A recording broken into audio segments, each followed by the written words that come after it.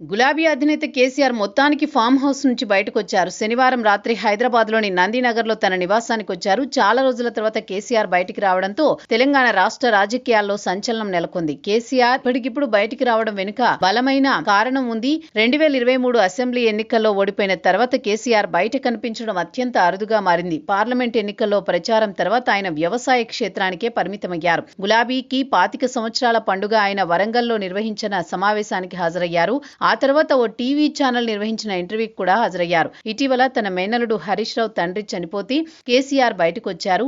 జూబ్లీహిల్స్ ఉప ఎన్నికల్లో star campaigner గా కేసీఆర్ పేరు పెట్టుకున్నప్పటికీ ఆయన బయటికి రాలేదు. తనను కలిసే నేతలతో మాత్రమే కేసీఆర్ మాట్లాడుతున్నారు. కేటీఆర్, హరీష్ తో అప్పుడప్పుడు సమావేశమవుతున్నారు. ఎన్నికల్లో వివిధ సందర్భాల్లో పార్టీ అనుసరించాల్సిన వ్యూహాల గురించి మాత్రమే ఆయన మాట్లాడుతున్నారు. అయితే ఇన్ని రోజుల తర్వాత కేసీఆర్ బయటికి వచ్చారు. ఆదివారం భారత రాష్ట్ర సమితి రాజ్యసభ సభ్యులు, ఎమ్మెల్యేలు, ఎమ్మెల్సీలతో కేసీఆర్ సమావేశమయ్యారు. మధ్యాహ్నం 2 గంటల నుంచి సమావేశం ప్రారంభమయ్యి సాయంత్రం 5 గంటల వరకు కొనసాగింది. ఇక సమావేశం అనంతరం వాస్తవానికి సమావేశాన్ని 19నే నిర్వహించాలనుకున్నప్పటికీ పార్లమెంటు సమావేశాలు కొనసాగిన నేపథ్యంలో ఎంపీలు రారని భావించి దాన్ని 21కి వాయిదా వేశారు. ఇక చాలా రోజుల తర్వాత విస్తృత స్థాయి సమావేశాన్ని పార్టీ నిర్వహిస్తూ ఉండడం, దీనికి కేసీఆర్ హాజరైన సందర్భంగా విపరీతమైన ప్రాధాన్యం ఏర్పడింది. ఈ సమావేశంలో అనేక అంశాలు చర్చించినట్టుగా తెలుస్తోంది. ముఖ్యంగా తెలంగాణ రాష్ట్రానికి సంబంధించి సాగునీటి ప్రాజెక్టులపై ప్రధానమైన చర్చ జరిగింది.